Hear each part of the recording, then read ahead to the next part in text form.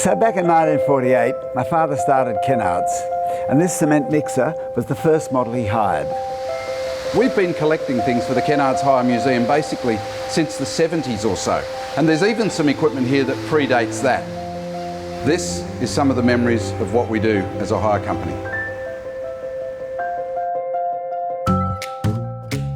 Young people today, they're a bit spoiled.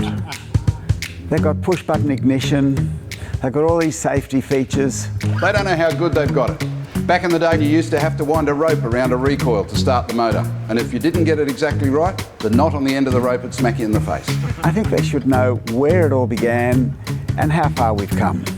So today, we're going to show you around the museum and lecture the kids about how we did things back in the good old days.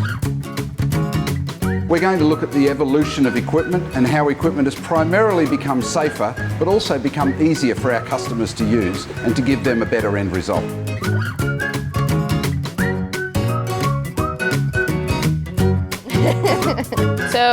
So what's this metal thingy here that looks terrifying? This metal thingy here, it's a ladder clamp.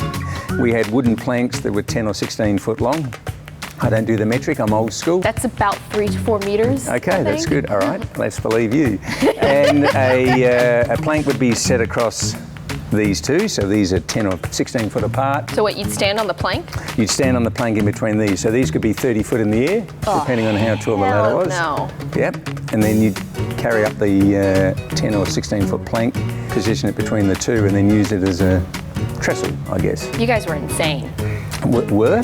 Okay. We don't use past tense at Kennards. We still are, but we don't have these any longer.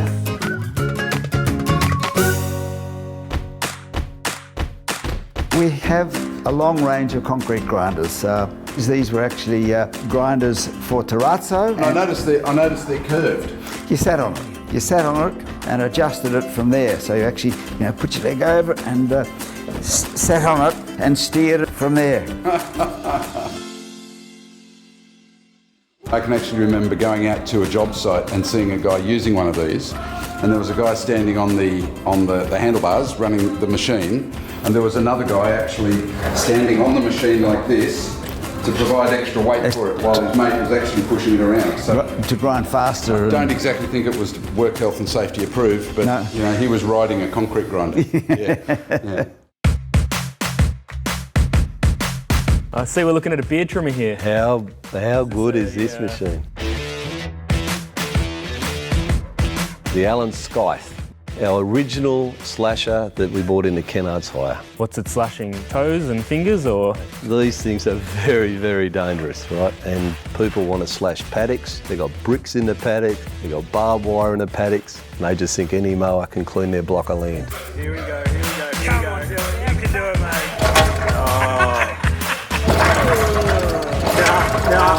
Make sure it goes over itself. Yeah, pull it round. Get in the hang of this now.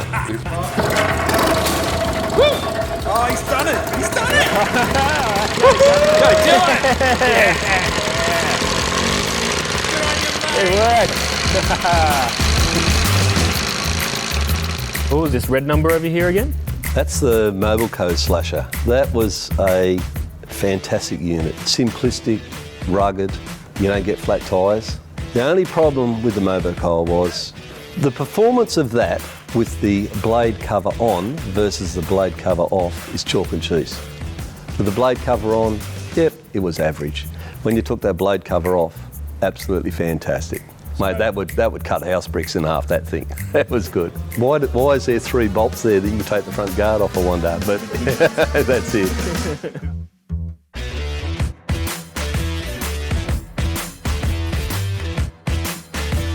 Of course, the Kennards mower didn't work properly. It would work pulling backwards, or if you bounced it up and down to clear the grass out of it, it could actually work. But it was bulletproof. It would never break down because it was so solid. For sure.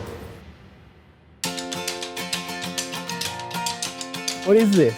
This is a restored 1968 Daihatsu tipper.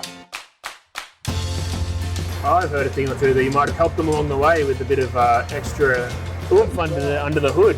We decided to put a Holden 202 motor in them, and that really gave them some oomph. And we even had customers saying that they could spin the wheels in it. It was that powerful. Yeah. Why don't you hop in and have a look? I'll give it my best. Oh, it doesn't look too hard. Holy moly. Yeah, it's fairly tight.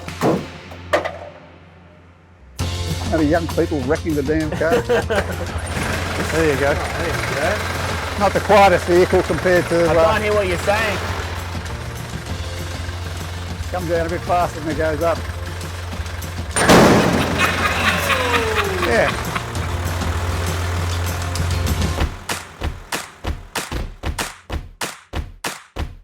What are we looking at here? Looks like a couple of trailers. It's a Jenbach, and they're made in a little town called Jenbach. This is called Old Faithful because it just keeps on going, and even now it just runs and runs. Okay, got to flick it down.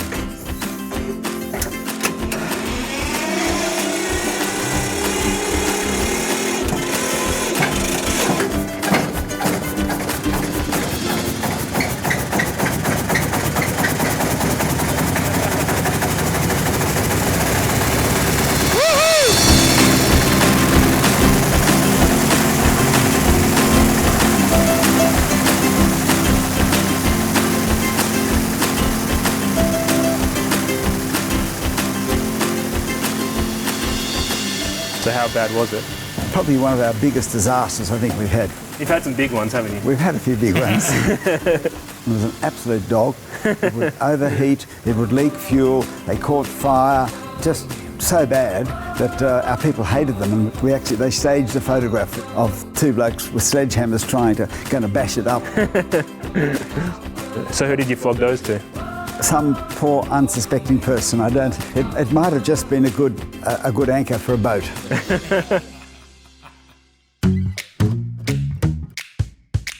The 08S was the first one that we really made a success out of because it was just absolutely reliable. That would have been the 1970s. Back in the pre-OH&S days, you'd rev it as hard as you could and put your ear next to it and tune it until it sounded about right. And then you go away and put your earmuffs on. Yeah. The original Kangos, this particular one Rob Wallace gave us, it's actually got on it St George Plant Hire number 1. His plant number 1. Yep, very special memory of him. Well, I've never heard of a Kango, so it can't have been all that good. They're old technology. They were the initiators, they were the original electric jackhammers. People call them Kangas, but they are a Kango. You just go and hire a Kango. That was the terminology, and still around there. Why would they use this? Why wouldn't they just use a hammer? They look like they couldn't break through a plaster wall. They did. A lot of people did use a bolster and a hammer to take the plaster off or something, but then when they tried these, it did actually do it better. And you know, it feels good when you're standing there and it's vibrating and feels like it's doing something. You feel like you're achieving something, but they didn't achieve much. We're looking at a classic, Dylan. We're looking at a 1948 Morris. So you're trying to tell me this predates you as a working vehicle? This predates me by a long shot. Oh yeah. Okay, but I'm sure you can explain a few of the features. I mean, the one that stands out here is the the hand. So this is a for whacking cyclists on the bum, isn't it? yeah, that's the one. Yeah. Or waving to people. There were no indicators as such. This was a I'm turning right. There's a button on the here for the driver to push it, lets the people know behind he's stopping. How do I put the seat back? Oh, please. Aren't we happy? True V8. It's a beauty. Oh yeah, it's fantastic.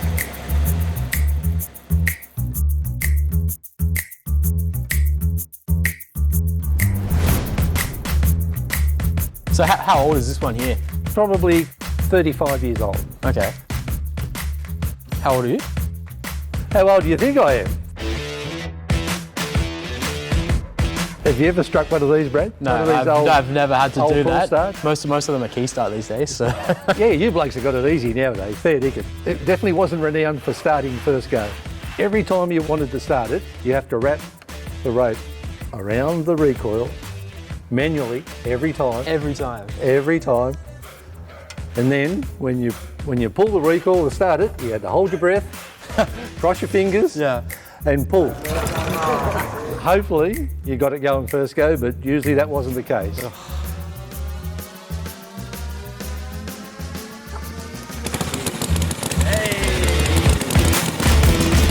Unfortunately, that's all we had. They just were sometimes a pain in the arse.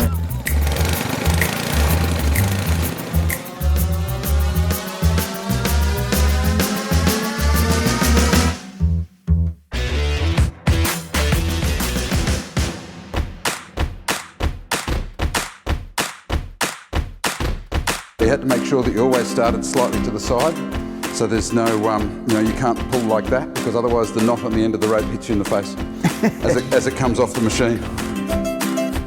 To stop this one, you actually had to get this and press that against the spark plug. Yep. And you had to stand there and go and really push it hard, because if you didn't push it hard and your finger went like that, you'd get zapped.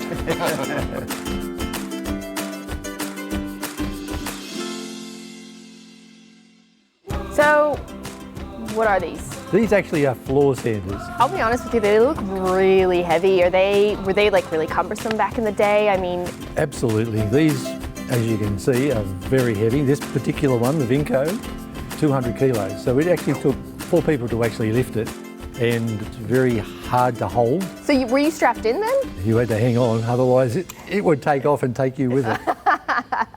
And it, in its day, used to blow a lot of fuses.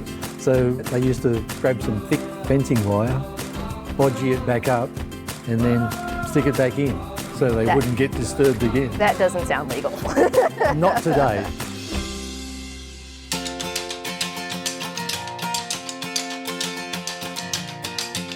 Ute's a beaut. How long's that saying been around? Let's cut to the chase. Does it cut a sick burnout or what? No, it doesn't cut a sick burnout. One of the things about these old cars is you've really got to drive it. Unlike you young blokes who just get in something and put it in drive and it's all nice and gentle and it's got ABS brakes and all that sort of thing. This thing doesn't handle very well, it doesn't go very well, and it doesn't stop very well. So you've got to allow for that when you're driving it. So you probably couldn't handle it, mate. We'll see about that. So you think I'll fit in this one? Well look, the seat doesn't recline or go back, but why don't you have a go? Doesn't look like the brakes had much use. No, don't need brakes. You didn't have things like seatbelts back in the day, so you could just cram 3 people across the front of it. You go flying into the corner at full speed and wind up in the passenger side.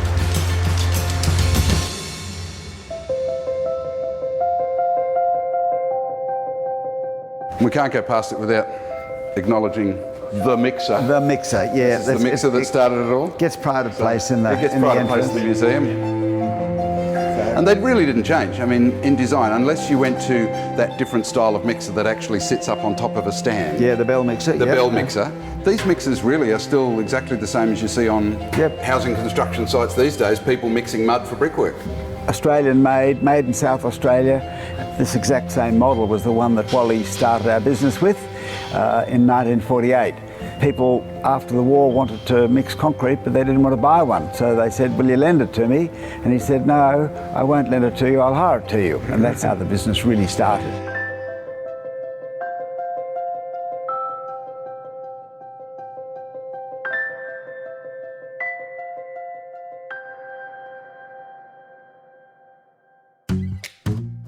I want to thank all the people who have contributed to making this film. Mark Zimmer at 49 years, Gareth Vines at 40 years, Peter Carey at 35 years, Bill Whitehouse at 31 years, and Marc Calwell 30 years. And the youngsters, Dylan McGrath, Clem Holman and Brad Inder. And in the background, Liz Easy, Sheba O'Carroll, Martin Batnag and Simon Ford. And I also want to thank the suppliers who've contributed so much and helping to make the museum a success.